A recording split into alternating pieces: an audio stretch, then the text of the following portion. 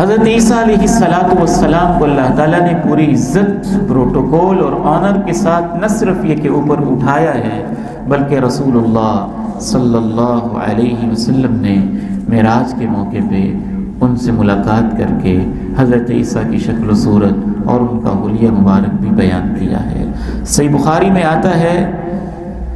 جناب ابو العالیہ تابعی کہتے ہیں، مجھے تمہارے نبی کے کزن نے، تمہارے نبی کے چچا کے بیٹے نے بتایا، یعنی ابن عباس رضی اللہ تعالی عنہما نے بتایا۔ جناب ابن عباس کہتے ہیں کہ مجھے اللہ کے نبی نے بتایا۔ آپ نے ارشاد فرمایا، رأیت لیلۃ اسری بی، جس رات مجھے معراج کروائی گئی، تفصیلی حدیث ہے، حضرت موسیٰ کا تذکرہ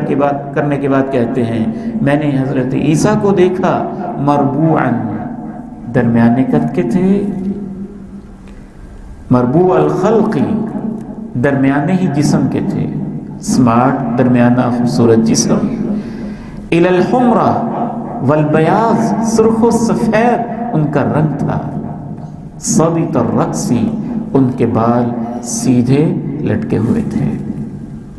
خوبصورت زلفوں کی طرح۔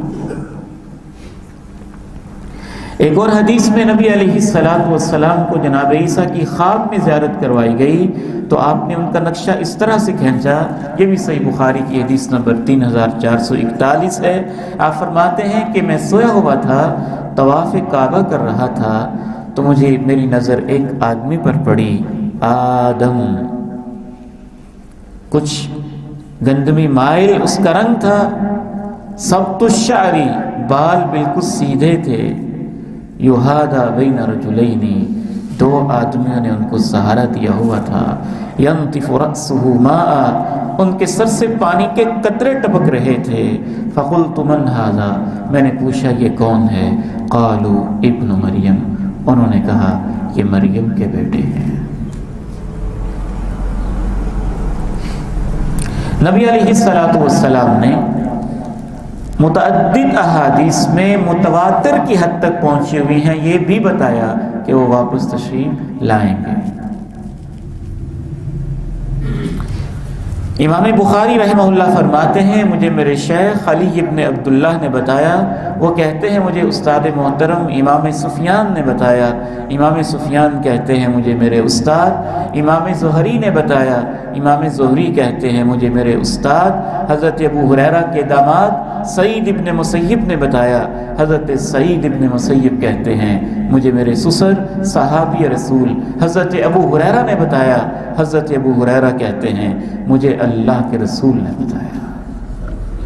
آپ نے ارشاد فرمایا، لا تقوم الساعہ، اس وقت تک قیامت قائم نہیں ہوگی، حتی ینزل فیکم ابن مریم، جب تک مریم کے بیٹے جناب عیسیٰ تشریف نہیں لائیں گے، وہ اتریں گے حکماً، حکمران بن کر، مقسطاً، عدل و انصاف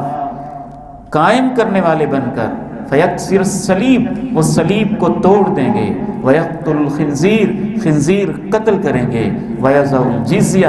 جزیہ کا سلسلہ ختم کر دیں گے، ویفیض المال، مال اتنا عام ہو جائے گا ان کے دور میں، لا یقبلہ احد، کوئی لینے والا نہیں ہوگا۔